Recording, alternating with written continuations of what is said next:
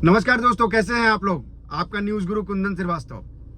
आज हम बात करेंगे लोकसभा 2024 के चुनाव से पहले होने वाले एक बड़े टेस्ट के बारे में। और यह बड़ा टेस्ट बहुत बड़े राज्य में होने वाला है जहां सबसे अधिक सीटें हैं, और वो राज्य है उत्तर प्रदेश, जहां के मुख्यमंत्री हैं योगी, जहां प्रधानमंत्री की भी अपना जो है वो चुनावी क्षेत्र है बनारस। आज उसी राज्य में होने वाले उपचुनाव के बारे में हम बात करेंगे। मऊ जिला में होने वाले उपचुनाव की घोसी सीट पर उपचुनाव होने वाला है, और यह इंडिया बनाम एनडीए का लिटमस टेस्ट होगा। यह तय हो जाएगा कि दोनों गठबंधन कितनी मजबूती से चुनाव लड़ रहे हैं, और इसके संकेत मिलने शुरू हो गए हैं। दरअसल घोसी उपचुनाव को लेकर जो रणनीति सामने आई है इंडिया की, वो वाकई चौंकाने वाली है। पहली बार कांग्रेस जो है वो एक्टिव हो गई है चुनाव में, और एक्टिव किस तरह से हुई है मैं आपको बताऊंगा। ये इस विश्लेषण के जरिए आपको समझ में आएगा कि कैसे कांग्रेस जो है वो घोसी उपचुनाव को अपना जनाधार मजबूत करने का एक बड़ा जरिया बनाने वाली है। दरअसल घोसी उपचुनाव में यह जो लड़ाई है यह बीजेपी बनाम समाजवादी पार्टी है, और इस लड़ाई में अब कांग्रेस ने जो है वो समाजवादी पार्टी का समर्थन कर दिया है। समाजवादी पार्टी का समर्थन का मतलब ये हो गया कि वो अपना उम्मीदवार वहां से खड़ा नहीं करेगी, पूरी तरह से उसके समर्थन में। अब इसका परिणाम क्या होगा कि यह जो चुनाव है, इस चुनाव में जीत और हार यह तय करेगा कि दोनों गठबंधन कितने मजबूती से एक दूसरे का साथ दे रहे हैं। आपको मैं बता दूं, दारा सिंह जो कि हाल ही में घर वापसी किए हैं, बीजेपी में आए हैं, उनके लिए प्रतिष्ठा का सवाल है। उनकी राजनीतिक धमक, उनकी जातीय पकड़ और उनका समीकरण इस चुनाव में साबित हो जाएगा। वहीं दूसरी तरफ समाजवादी पार्टी पीडीए यानी पिछड़ा दलित और अल्पसंख्यक, इसका फॉर्मूला जो है वो आजमाएगी, अगर ये फॉर्मूला वहां सही साबित हो गया, क्योंकि यह तीनों फैक्टर घोसी उपचुनाव के रिजल्ट को बदलने का मद्दा रखते हैं। खुद जो पीएमओ से रिटायर्ड अधिकारी ए.के. शर्मा का यह गृह जिला है, लिहाजा उन्होंने भी अपनी पूरी ताकत यहां झोंक दी है। आपको अगर याद हो तो 2022 के बाद जितने भी विधानसभा चुनाव, जितने भी उपचुनाव हुए, यानी करीब 5 उपचुनाव हुए हैं, उसमें कांग्रेस जो है वो साइलेंट रही है। कांग्रेस जो है मुखर नहीं रही है। लिहाजा इस चुनाव में उसका मुखर होना, समाजवादी पार्टी का समर्थन करना, यह बताता है कि समाजवादी पार्टी जो इंडिया का अहम घटक दल है उसको समर्थन कर रही है।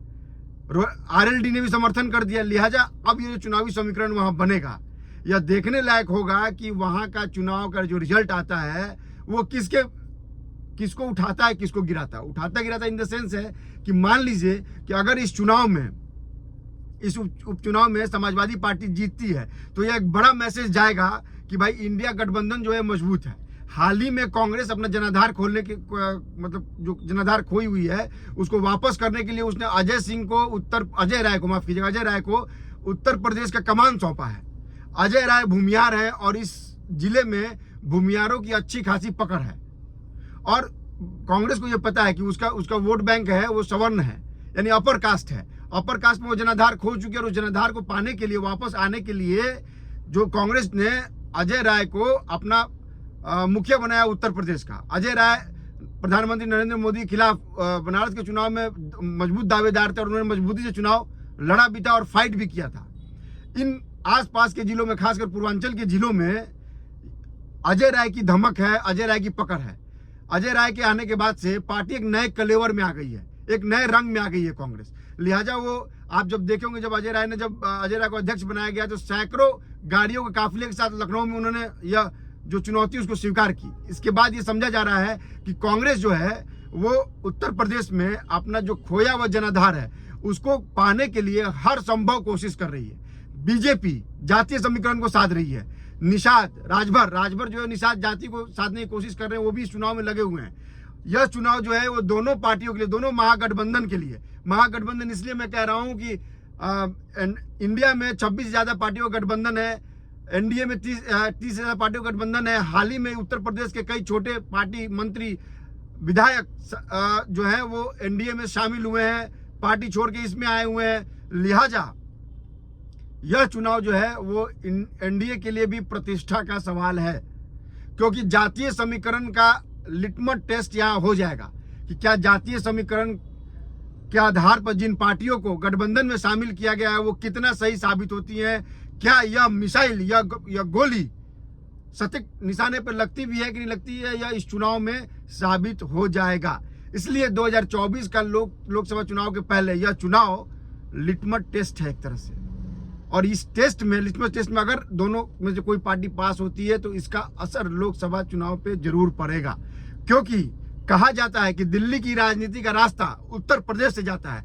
80 लोकसभा सीटें हैं, लिहाजा उत्तर प्रदेश पे सारे पार्टियों की निगाह है। हाल ही में जो सर्वे आया था, सर्वे के मुताबिक एनडीए की सरकार बनती तो दिख रही है। सर्वे में यह भी आया कि उत्तर प्रदेश में बीजेपी 80 में से कम 78 से 79 सीटें जीत सकती है।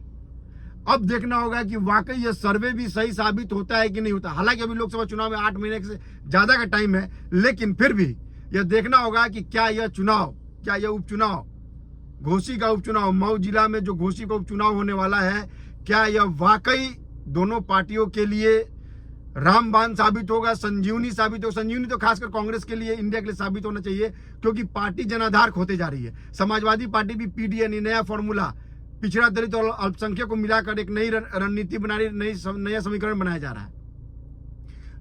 समाजवादी पार्टी के दोनों मुखिया, चाचा भतीजा, सारे इस सीट पर लगे हुए हैं। अब देखना यह है कि क्या वाकई ये जो ताकत लगी हुई है, इस ताकत का परिणाम क्या होता है, इसका अंजाम क्या आता है सामने। आप हमारे वीडियो को लाइक कीजिए, सब्सक्राइब कीजिए, शेयर कीजिए और साथ ही कमेंट कीजिए। कमेंट बहुत जरूरी है, क्योंकि कमेंट के जरिए हम ये समझ पाते हैं कि आप खबरों को लेकर किस तरह संवेदनशीलता आप में है, किस तरह की खबरें आप देखना चाहते हैं, क्या देखना चाहते हैं। और आपके कमेंट के जरिए आप ये मालूम भी पड़ता है कि आपकी राजनीतिक परख भी कितनी है। आप हमारे वीडियो को एक बार फिर से मैं रिक्वेस्ट करता हूँ कि लाइक कीजिए, सब्सक्राइब कीजिए और शेयर कीजिए। नमस्कार।